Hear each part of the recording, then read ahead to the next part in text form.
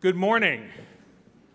Welcome, trustees, honored guests, faculty, alumni, friends, and family, to the 134th commencement exercises of the University of the Arts. I'd like to acknowledge in particular two very special guests today, President Emeritus Miguel Angel Corzo and the founding director of our School of Theater, Walter Dallas. Welcome to both of you.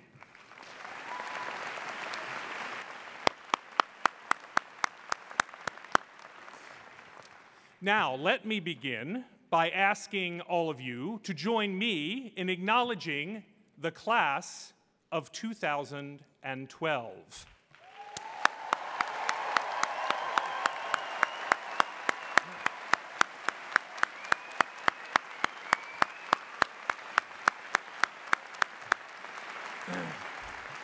Now, students, this is for you, and you're still students for about another hour and a half or so.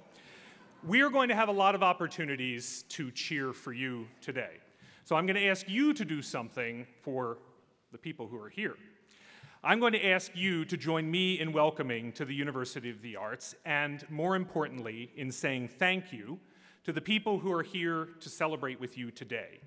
They have been with you every step of the way these last 4 years, and for many years before that. You would not be here without them. Class of 2012, please bring the house down for your parents, your friends, your brothers and sisters, your grandparents, to everyone who helped get you here today.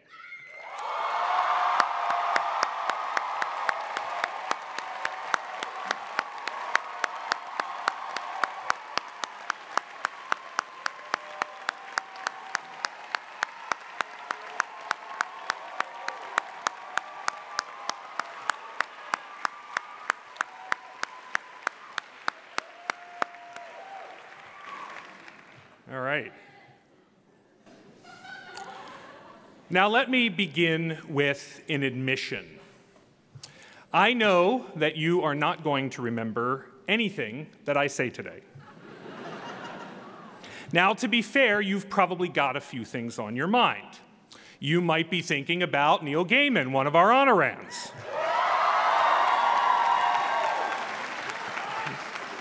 You might be thinking about crossing this stage and not tripping while you get your diploma. You might be thinking about dinner tonight with mom and dad and little brother and sister and the whole crew to celebrate.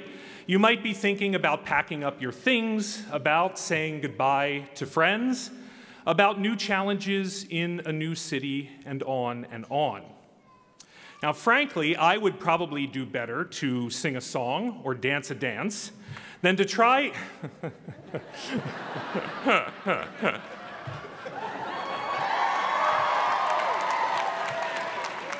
How was that? Horrible. I would do better to do that than to try to come up with a few words of wisdom that will stay with you past noon, let alone a lifetime. Remember when the president started dancing on stage at commencement?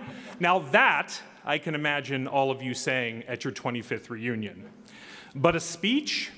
After 4 years of books and articles, lectures, crits, juries, of listening to professors and administrators drone on, instruct, advise, admonish, not very likely. So now you're probably hoping, at this point, now that I've admitted this to you, that my admission is leading to a rapid conclusion of this speech. That there will be a thank you and congratulations sometime in the next 30 seconds or so.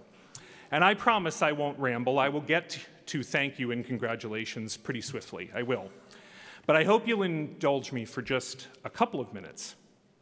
So, if I know that you won't remember what I will say, well, why should I say anything? Is it because I'm expected to? Because rites of passage like commencement require invocations and homilies? Or is it because I need something to tweet about, post on my Facebook page, mark time, stay in touch, prove I'm here? Forget about me. Forget about this speech. What about you? Why do you speak? And not just speak, why do you express yourselves in all of the ways that you do? Why make art? Why design objects? Why perform music or dance? These are all ways of speaking, you see, all ways of articulating meaning. So why do you do it? Do you do it because you believe or hope that what you say or make will be remembered? Maybe. We all hope for that, some secretly, some not so secretly. But we also know deep down that that hope is, frankly, more dream than likelihood. After all, we know that even the very best are rarely remembered widely or well. Even those with vast reputations today, they may not be known a century or even a decade hence. And does that surprise us, really? What are the chances in a culture and a time so rife with sound and image and word, so replete with the products and artifacts of human invention, that we who inhabit it can barely decode and sort through it all?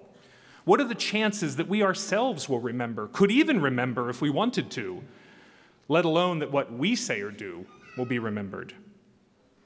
But knowing this, you nonetheless continue to speak, to make things, to perform. Why? Do you just do it out of habit? Because it's expected of you? Just to fill time, to fill space?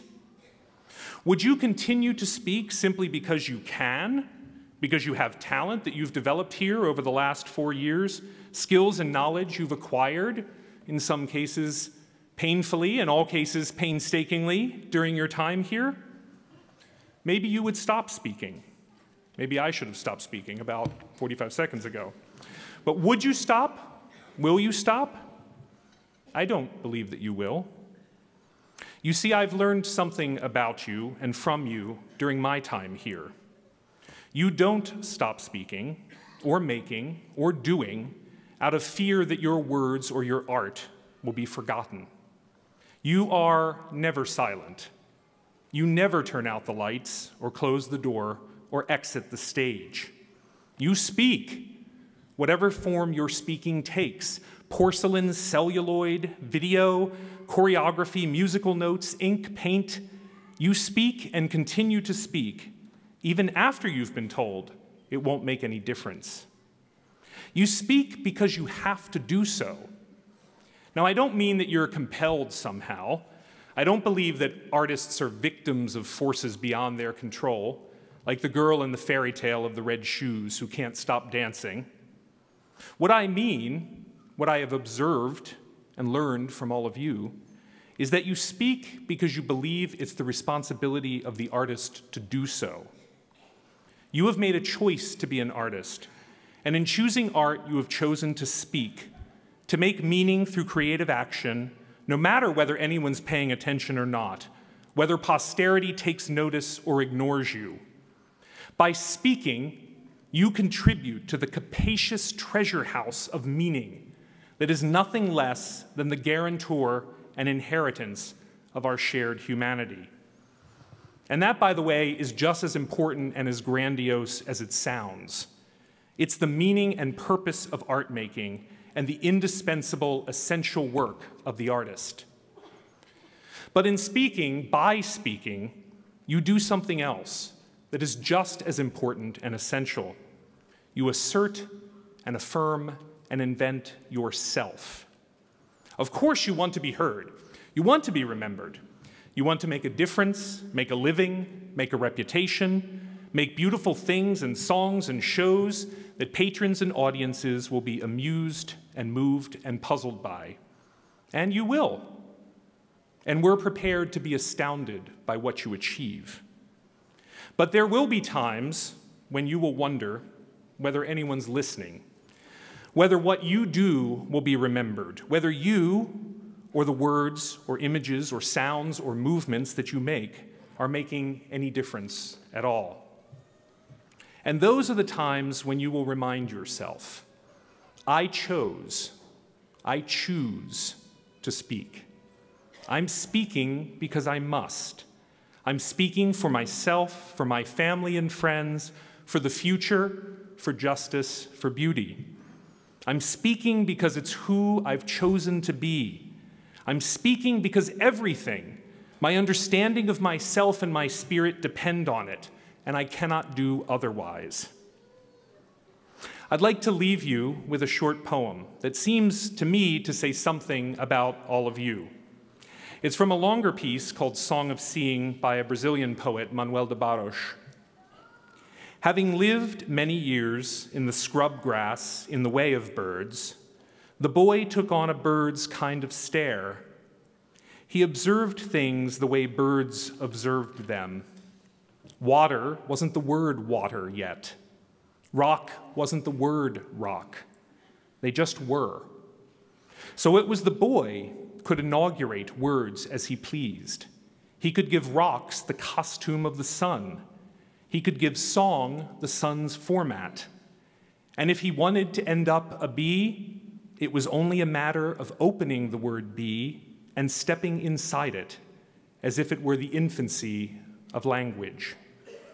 You are all like the boy in the poem, and while Barros may be writing about poetic invention, his boy stands for any artist who chooses to invent, to name the world, and in doing so, him or herself, who chooses to speak. So in the end, it doesn't really matter very much whether you remember what I say.